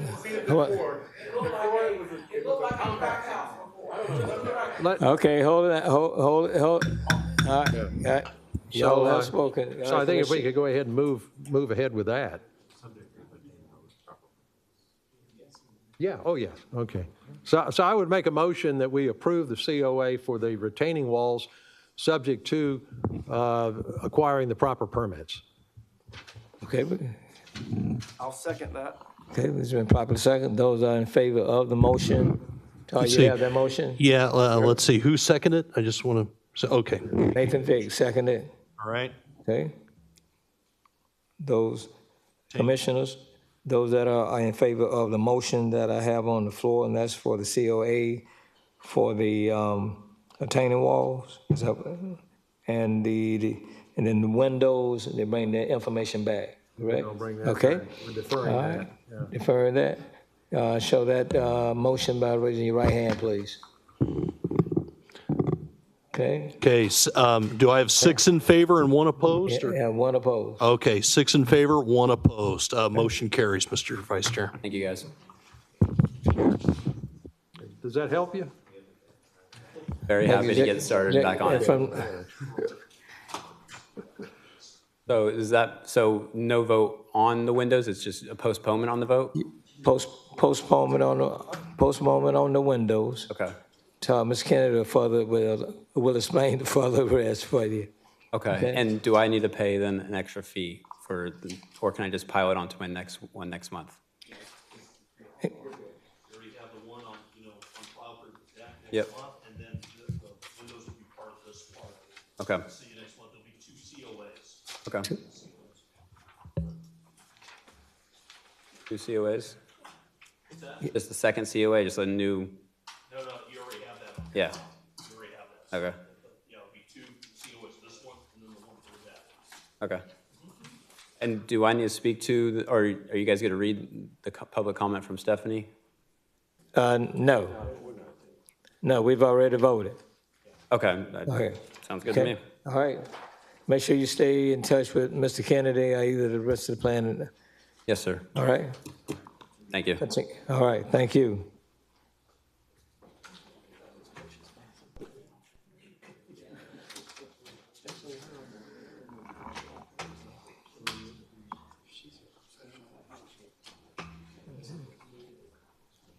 Next case, Todd. Okay. Yes, sir. Okay, the next case before you is the last of the COAs tonight, COA-25-66. And it's a petition by Mr. Zach Shamoff on behalf of Cardinal Health 414 LLC for a COA, Certificate of Appropriateness, at 2102 Central Avenue, located within the Somerville District. This request to install a new addition onto an existing building. Here's our subject property, the front of the building. It's a health clinic. Staff findings are as follows. The owners are requesting approval for a rear addition. The addition would provide additional workspace for the building. Okay. Should I just wait for kind of everyone to clear out? We'll read along with you. Okay, we'll do that. All right. All right. The addition would provide additional workspace for the building. The rear addition would expand the building by roughly 1,470 square feet. The height of the addition will be 18 feet to the top of the mansard, as indicated in the plans, and be constructed of matching materials of the existing building. These materials include brick and stucco. The 0.39 acre property is situated on Central Avenue, located between Hickman Road and Hurd Avenue. Features a 4,934 square foot 2-story building used as a laboratory, originally built in 1989 per property records. The property is zoned B1, neighborhood business. No zoning issues are presented with this because of this petition. No recent petition has been brought to the HPC on this property. Okay, here's our property photos. Here's our sign. Looking down the street on the other side of the entrance. Here is the rear of the building where the proposal is going to be built in this side over here in these 2 pictures. Okay, the picture of the other side, the opposite side, just want to show you more information. Okay, submittal plans. This is what's submitted with the applicant. As you can see, different sides, vantage points from the building. Now here are submittal plans, the site plan. Here's Central Avenue. Here's our parking, the existing building. The scope of work is right here inside this area. Okay, some building elevations along the different size angles right here with the addition being shown in the color. Another image here with the color right here. This is the front over here where the cursor is, and here is the rear addition over here. Okay, Historic Augusta comments are as follows. We have no objection to the design of this addition as presented, so long it is approved by planning and zoning in terms of setbacks, lot coverage, and required parking. Staff has checked that and does not appear to be any zoning issues with this proposal, as it meets setbacks, lot coverage, and required parking after cross-checking the zoning ordinance. That being said, staff recommends the staff recommendation is as follows. The proposed alterations are compatible and will improve the existing building. Therefore, staff recommends approval of the addition as presented. That concludes my presentation, Mr. Vice Chair. And let's see, is Zach, are you? Oh, hi. Sorry, I wasn't sure. Hi, Zach. Nice to meet you. Thanks for coming in. Zach? I'm Zach Schimoff. I'm project architect on this. Address, please, Zach. Name and address for the records before you start. Yep. Zach Schimoff and 1640 Powers Ferry Road, Building 1, Suite 100, Marietta, Georgia, 30067. Okay, thank you, Zach. Do you have anything to add? I don't. Presentation? You don't? Not at this time, unless anyone has any questions. Just here to help answer questions. Okay. All right, in that case, anyone from the audience, anything, want to share anything regarding this case? If not, commissioners? Any questions for Zach?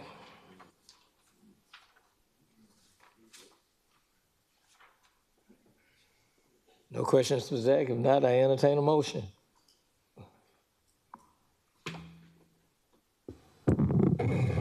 Motion to approve. Okay. I have a motion for approval. Can I get a second? Been properly second. Those in favor, let nobody raise your right hand. Okay, I just want to say for the record, who seconded it? Oh, thank you, Commissioner Heath. All right. Been approval as presented, and that is a unanimous vote. Ms. Hobbs. Oh, okay. So 6 in favor, 1 opposed. All right. Okay. All right. That's it for the COAs. All right. Next. Hey, we have no old business tonight, sir. Old business? Okay. So we're moving into the items for discussion. And Mr. Vice Chair, I think right now, if we just want to make sure I state it correctly, Historic Augusta has a presentation to deliver to us tonight. Okay. All right. So anyway.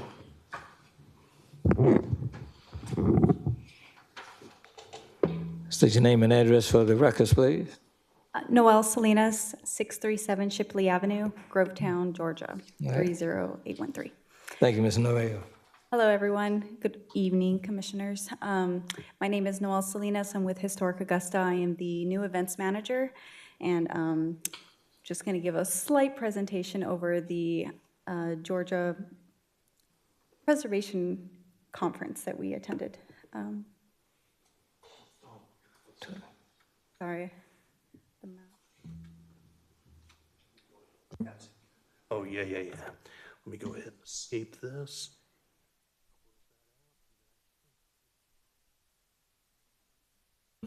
Oh, yeah.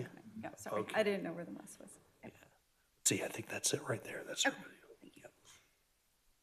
Again, my name is Noelle Salinas. I'm the events manager with Historic Augusta. We recently attended the Georgia Statewide Preservation Conference in Athens. It was truly a changing experience for myself. I am very new to the preservation industry, so this is a completely different ballgame for me. We experienced the Athens Musical Legacy Tour, the Oconee Hill Cemetery Tour, the Taylor Grady House, and it showed me how powerful storytelling can be.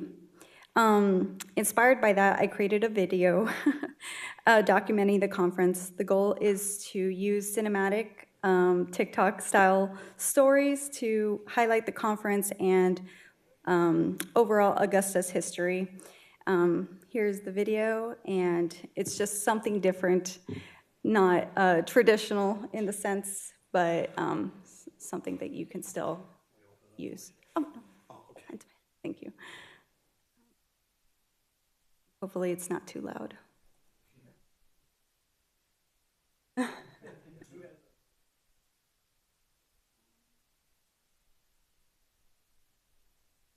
Attending the Georgia Statewide Preservation Conference was such an inspiring experience. I learned why Athens is proudly called the Classic City, a place where Greek Revival architecture and creative culture blend together. I explored the downtown area on the Athens Music Legacy and its Venues tour, seeing how music shaped the city's identity. We also toured the Oconee Hills Cemetery with its remarkable landscape design. Not really one for cemeteries, but this one was beautiful. We got an inside look at the Taylor Grady House during the opening reception hosted by the Georgia African American Historic Preservation Network. The keynote address was given by Lane Burritt, an architectural conservator with over 25 years of experience. I attended an architectural session which deepened my understanding of design practice. I also attended sessions on landmark preservation, high-performing nonprofit boards, and the Historic Tax Credit Program.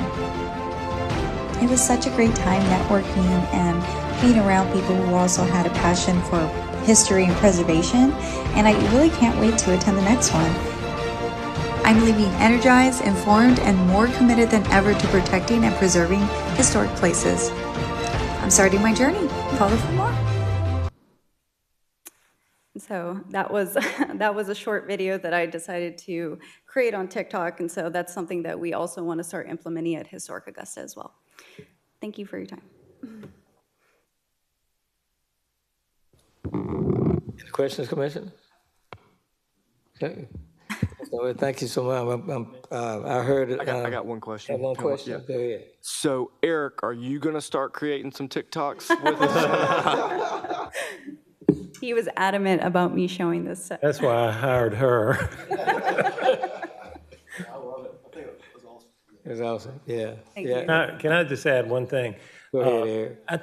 Did Aunt Floyd come last month? Yes. And, you know, at these things, HPCs across the state, they have sessions for them because HPCs need to keep up their, I don't know if it's certification or what, but there'll be another one next year. I think it's going to be in Decatur, and it would be good if some or all of the commissioners could attend these conferences. So, and I think, was that what Ann came to talk about last? Yeah. So yeah, this she gives did. you a Matter of fact, vision. It's not dull, it's pretty fun. Even, I've been going for 45 years, and they're still pretty fun. So I encourage you to go as well. He said something about putting it in your budget. Well, our part is in my budget. I was going to ask the interim director to put it in his budget for the upcoming year.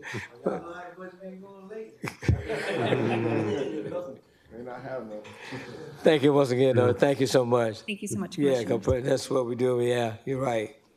Okay.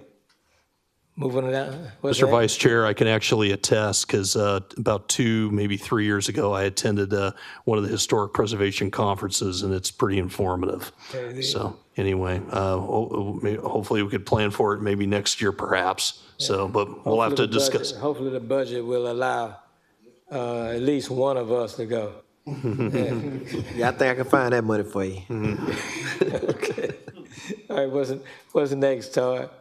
Okay, the next item is a discussion of roof replacements on structures. I need to turn my mic on. Let me just say it. Discussion of roof replacements on structures.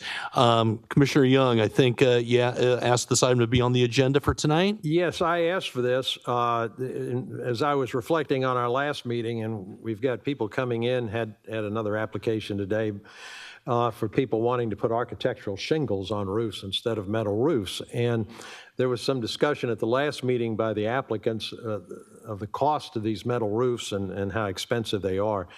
And I'm just wondering if if technology has caught up with us in preservation, and perhaps there are some alternative metal roofs that will serve the purpose yet not be cost prohibitive like some of these ones that we've had to take up. And if our guidelines need to be updated to reflect the acceptance of alternative designs of metal roofs. And I just bring this up to ask if you all would agree that we ask the staff to look into this and come back to us and give us a report on this. I just don't want us to be discouraging people from rehabbing properties and to make this process cost prohibitive in some cases. I think the best thing we can do is to maintain the character of our historic districts, but certainly it's very difficult and very expensive to maintain them as museum pieces. But I think if we can look at ways to maintain the character and keep the cost reasonable, then we ought to take those opportunities.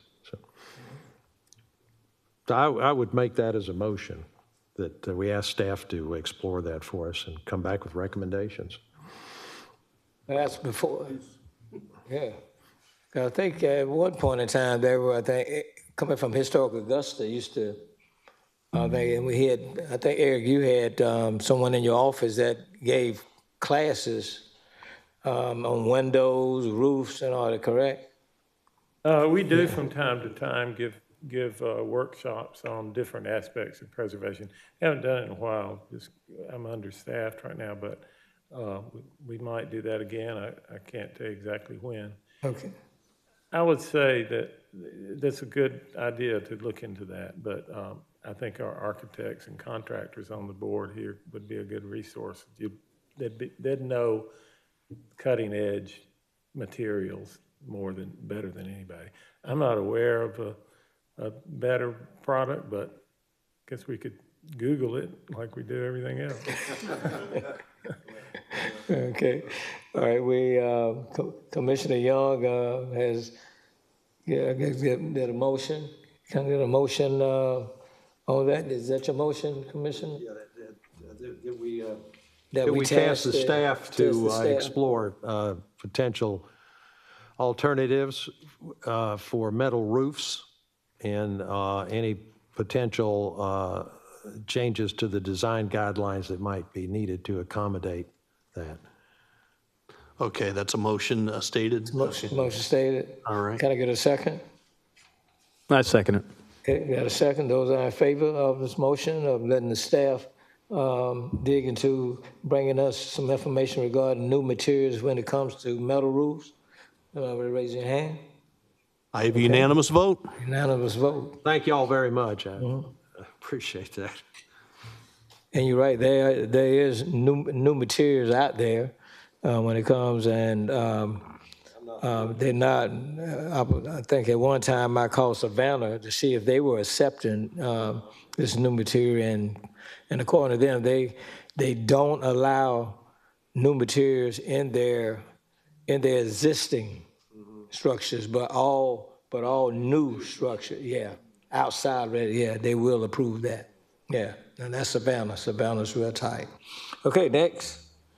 Okay, the next item before you tonight, item B, information, list of staff-approved COAs from September and October. Let's see, actually, probably October, November. I probably might have mistyped that. I apologize. Commissioners, excuse me. I passed out a list in addition to a written statement from the previous COA. List of cases, past COAs that were staff approved over the last couple of months. There's a total of 12 of them.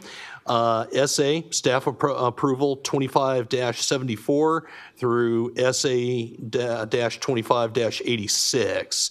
And pretty much all like re-roofings, like for like material. We've been very adamant about that. There was also a pool put in there as well. So also a small addition, that were on a couple of them that all met design guidelines and, after staff review.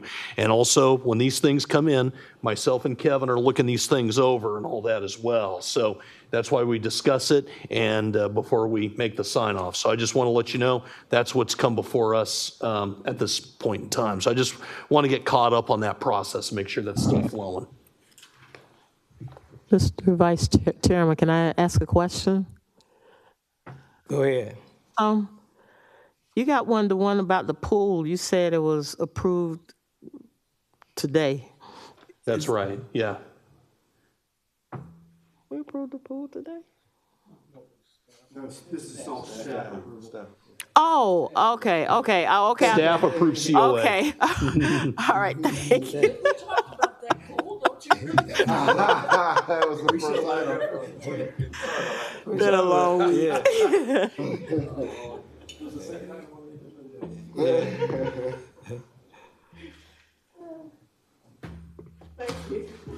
Okay, that answers your question, Commissioner. Okay, all right, next. Okay, the next item, discussion of previous HPC approved COAs and statuses. Commissioners, I need to provide a detailed list. I'd like to probably provide that maybe between now and next meeting. I can email it out to you if you'd like. I do have one that's on my desk, COA-25-32, that was been brought to my attention from a neighbor. I'll provide more information, but I'm just kind of going off the top of my head. That they need to follow through. It was, they started installing windows, I think without permits. They were caught. They went through the COA process. They were approved, but at this time they haven't, I don't think work has been done. So one of the neighbors called me and asked me, when's this ever going to get done? So I've been following up with that. I've already checked with code enforcement, but I'd like to provide more information as time goes on. I can tell you that right now, 25-32 if memory serves me right. But I'd like to go through all the way back, earlier this year and just see where these things are as well. But I'd like to provide a report to you at a later time. I just haven't had time to really dig in, with all the activity that's been going on. So that's what I can report tonight. Okay. You gonna email that to us? Yeah, let me go ahead and get some time, and I'd like to do it before next meeting, and then have further update by next meeting as well. Okay. Eric, you had something to pertain to that? I did want to ask a question. I get this question myself all the time. I know that the COA for Old First Baptist Church ran out in October. Has there been any communication about that? There has. Let me state that for the record. I did bring that up to Chair Barbie's attention right down the street. They actually applied for their building permits. It's under building permit review process right now at this time. It's they still have pending building permit requirements that they need to fulfill. Does that answer your question? That's as much update as we know, I guess, right? Okay. Yeah, I after going through our permitting database, I found it. I even checked in with the property owner, and and he says he's within the building permit process, and that's his. Was that very recently that he applied, or way back in April? It was actually right back in September, I think, when he first applied. We'll be watching. Yeah, he's like, right now it's between him and the building department right now, to the best of my knowledge, and based on a statement that I received from the property owner applicant himself. Okay. All right, we'll keep an eye on that. Okay, the next item before you is item D, HPC Commissioner sign-in sheet for appointment terms. I totally forgot to bring my sheet, but we can do that probably maybe between now and next month. What I'm trying to do for the record is just see which one of you was appointed when and when the term expires. The reason I'm doing that is I want to update our clerk's office, so that way everything is up to speed. I think I've kind of dabbled with that and I've kind of brought that up, but I think I left that at my desk, and also I think it's buried in my stuff. I can email it to you if you like, and if you could just fill it out for me and send it back, that would be terrific. Yeah, I'll just email it out if you just fill it out for me and turn it back in. Okay. I'm just trying to keep things up to speed, and I was something I've been trying to do maybe in the last first month after I got on board. Sounds good. Keep us updated. Okay, next. Legal? Let's see. I don't think we have any legal needs legal issues of right now that I know of. So, That's good. That's a good thing. Okay. Before I ask for adjournment, Thanksgiving is coming up. Commissioners, I want all, and the staff and audience, may you all have a great Thanksgiving. Be careful. Enjoy it with family and friends, and just have a good time at Thanksgiving. All right? All right. Okay, in that case, I entertain a motion for adjournment. I make a motion to adjourn. Okay, can I get a second? Dr. Hall seconded. Okay, all in favor? Say aye. Aye. All right. we adjourn at Thank y'all. 7:30 p.m. All right, sounds good. Thank y'all so much. Good job, Mr. Vice Chairman. Man. Hey, well done, Mr. Vice Chair. You did I thought I well. was gonna have to put my boxing gloves on. For a minute. Hey, you got